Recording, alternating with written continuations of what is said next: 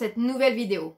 Je me présente, je m'appelle Angélique Capron. Je suis mandataire immobilier dans le Nord-Pas-de-Calais et l'auteur du blog vivredelimmobilier.com.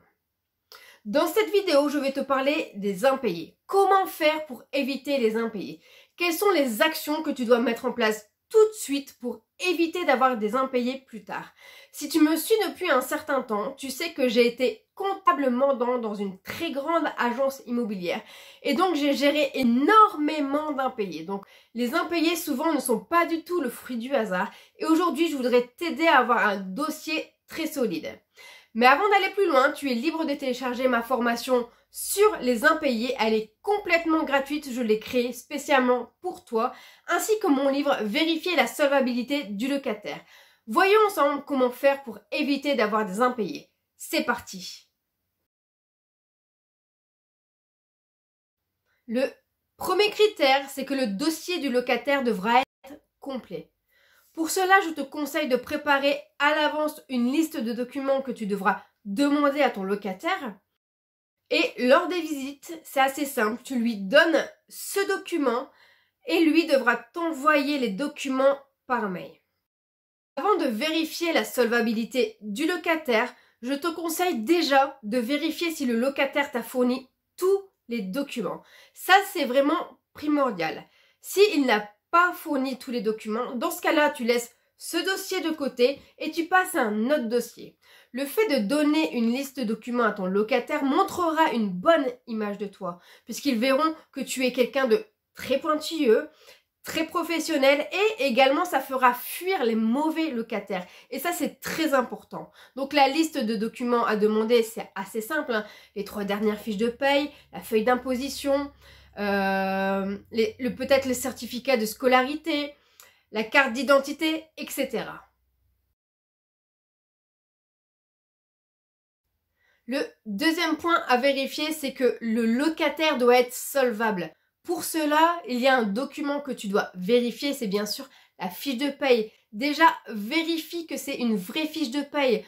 Moi, personnellement, en tant qu'ancienne gestionnaire paye, j'ai des facilités, je sais ce qu'il faut regarder ou pas. Mais ça, c'est très important puisqu'aujourd'hui, il est très facile sur Internet de faire des fausses fiches de paye. Donc déjà, vérifie si c'est une vraie fiche de paye. Déjà, tu peux regarder si l'entreprise existe ou pas. Ça, c'est le point numéro 1. Le deuxième point à vérifier, c'est que le locataire doit gagner 3 fois le loyer. Ça, c'est très important.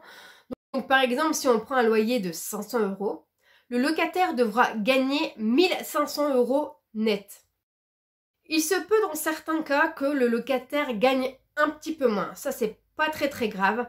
Imaginons par exemple que tu as un loyer de 1000 € et que ton locataire gagne 2500 €. Ce qu'il est important de vérifier, c'est le reste à vivre.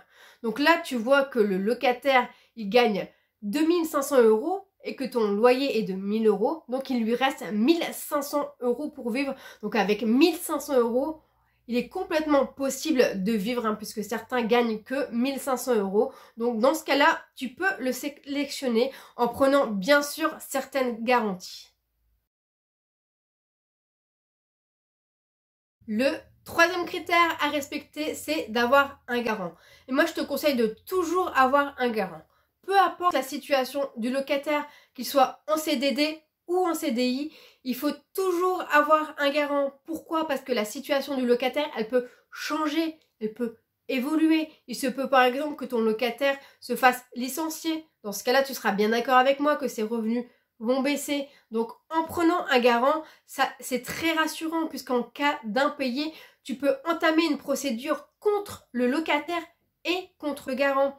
De plus, dis-toi bien que si tu as un locataire et que aucun membre de sa famille ne veuille se porter caution pour lui, cela veut peut-être te donner un message. Il se peut par exemple que le locataire gagne très bien sa vie, mais qu'il ait des difficultés à gérer son argent, par exemple qu'il soit très dépensier. Donc forcément, personne ne veut se mettre caution pour lui. Moi, par exemple, si j'ai des membres de ma famille qui me demandent de se porter caution pour eux et que ce sont des personnes qui sont très dépensiers, ben forcément, je ne vais pas me porter caution pour eux. C'est normal, c'est humain. Donc ça, c'est très important. Prends toujours un garant. quatrième point, c'est de prendre une assurance impayée. Alors, prendre une assurance impayée, c'est très rassurant pour le propriétaire. Pourquoi? Parce qu'en cas d'impayé, c'est l'assurance qui t'indemnisera, c'est elle qui te paiera les loyers qui n'ont pas été honorés par le locataire. Et de plus, c'est elle qui entamera une procédure juridique contre ton locataire pour récupérer les loyers. Donc, tu seras tranquille, tu n'auras rien à faire. Par contre, attention, il y a certains critères à respecter pour être indemnisé par l'assurance impayée. Je t'ai fait une vidéo dernièrement sur comment être indemnisé par l'assurance impayée. Je t'invite à la visionner, c'est très important. Si ton locataire est étudiant, dans ce cas-là, tu peux cumuler l'assurance impayée avec la caution. Mais attention, tu peux l'utiliser que pour les étudiants. Si ton locataire n'est pas un étudiant, dans ce cas-là, il faudra que tu prennes soit une assurance impayée ou soit une caution. Cinquième point, c'est la CAF. Si ton locataire souhaite toucher la CAF, dans ce cas-là, pour gagner énormément de temps, je te conseille de lui donner son attestation de CAF lors de la restitution des clés.